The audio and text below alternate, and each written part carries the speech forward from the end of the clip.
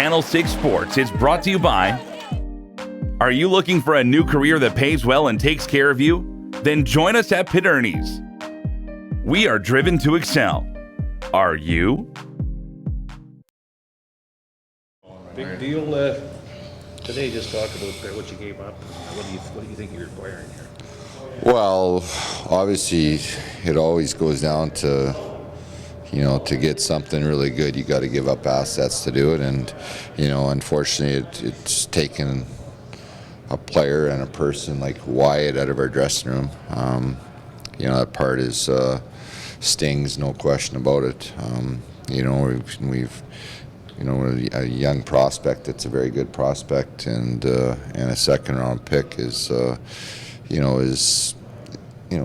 very important asset too. But with that being said, we're getting a player that from our standpoint, probably one of the top 3 players in our league, and a forward, a big forward that puts up numbers.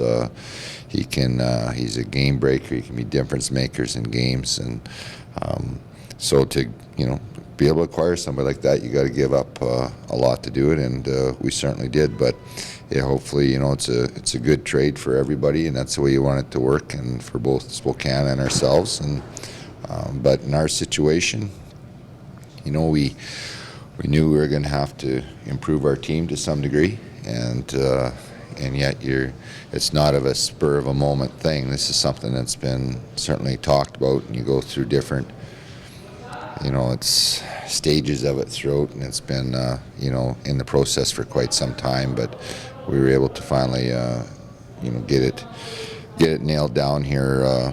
Actually, it was after the game last night in Cranbrook. Yeah, how did Wyatt take the news?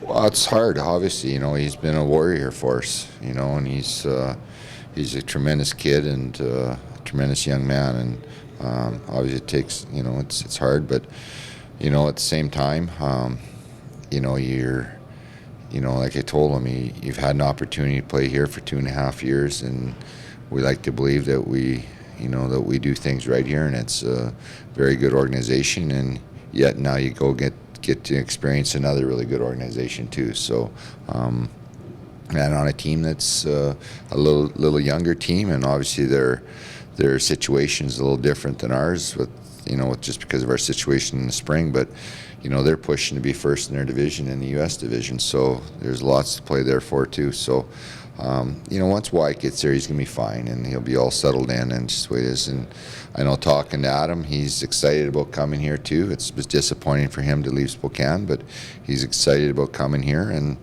again, you want it to work out for all the people involved, and all the players involved, and for both organizations. So, but we're excited about acquiring a player like that. I mean, it's he's like I said, he's a big-time player.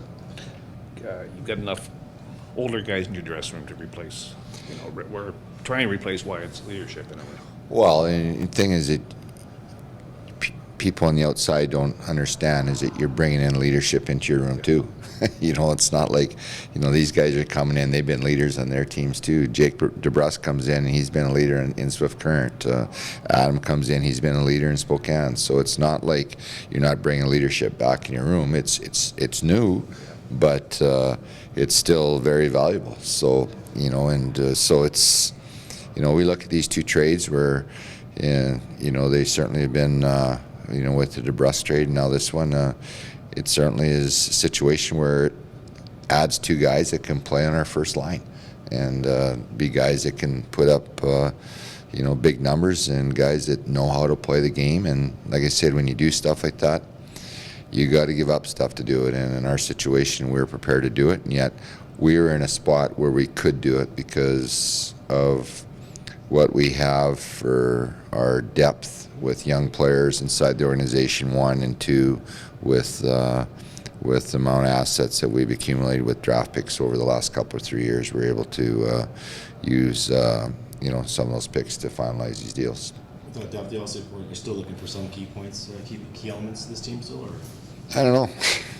We'll see. We'll see. I mean, let's get this. Let's get Adam settled in here, and we'll see where it goes from there.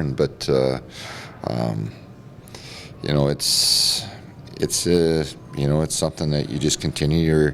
You're monitoring, and you're seeing if it makes sense or doesn't make sense. And it's not. We do it collectively here as a group. There's a lot of different people involved, and there's always strong communication, and ultimately at the end of the day, then you sit down and you make a decision collectively as a group, and then I have to make the final call on it. So it's we do it the right way, and that's something that it's important because for everyone to have input, because you're going to have pros and cons and everything, but you weigh it all out, and eventually you do what you think's right. Captain will be just something that will be decided over we're not gonna rush into that. We're just gonna let it unfold, and see where the team goes, and see how things fall in place here over time, and make that decision at that point in time. And even we don't really need to name a captain either. So, sometimes that's overrated too.